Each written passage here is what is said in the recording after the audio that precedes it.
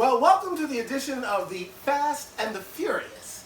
Why the Fast and Furious? Because sometimes you just want to put a meal together that takes absolutely no time, but is scrumptiously delicioso. So today I've got something for you. It's an age-old recipe that many of you may know that we use with fish. And I'm going to show it to you right now. What I have here is a mixture of Dijon mustard and white wine, okay? Equal amounts, whatever that is, depending on what kind of fish and how much fish you use in the quantity. Just Dijon mustard, Dijon honey mustard that is, and white wine. And you have it here. What I use for my recipe, I use Pinot Grigio. It's a light white wine, which if you want something a little bit more hearty, you might want to use, say for instance, a Chardonnay. So that's it. So you mix it up. Real simple. Then what you do is you just pour it over. What I'm using here is salmon. Now you can use other fish. This is good with like flounder. It's good with sole, lemon sole, Dover, you know, and it's just a great mixture. And I gotta tell you something. It's an age-old recipe.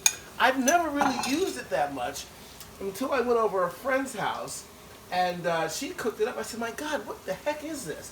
She said, oh, it's just, you know, Dijon honey mustard and white wine.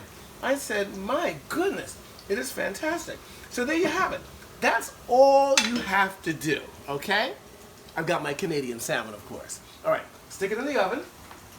Put it in there. On 325 degrees for 20 minutes. You don't want this thing turned into like, you know, a dog bone or something. Nice and tender. Here's the other thing, real simple.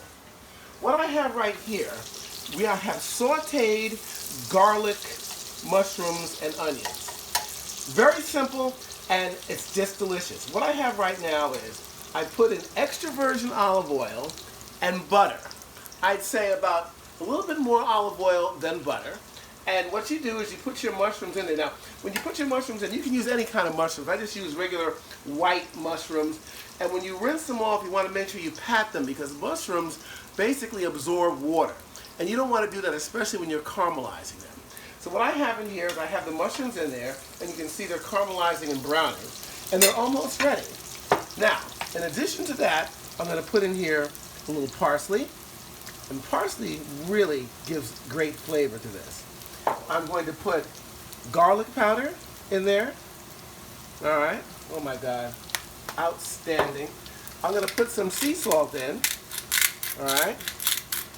Now, here's a secret ingredient that makes this so good. A little bit of Worcestershire sauce, or what I call what's this here sauce. You don't need a whole lot of it. Just sprinkle a little bit in. Oh my God.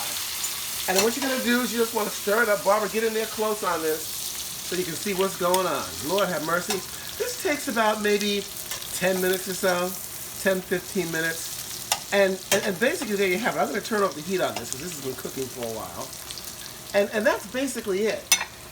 The thing with the mushrooms, the sauteed garlic mushrooms with onions, you can use regular onions, you can use shallots. I kind of like shallots a lot because it has a more robust flavor. But you can use this as a side dish. You can also use this, like, you know, when you go to a nice restaurant, a four-star restaurant, they have those mushrooms over there. This is what they're doing here, babe. You know, it doesn't take rocket scientists. So you can put this over hamburgers, okay, with some nice cheddar cheese on a nice brioche bun. A turkey burger, a veggie burger. You can also put this over a nice steak. And there you have it. Voila. Sauteed, you know, garlic, mushrooms. Easy, easy, easy. Oh, and by the way, with the recipe for the fish, the Dijon honey mustard and your white wine, for those folks who can't consume alcohol, the alcohol burns off.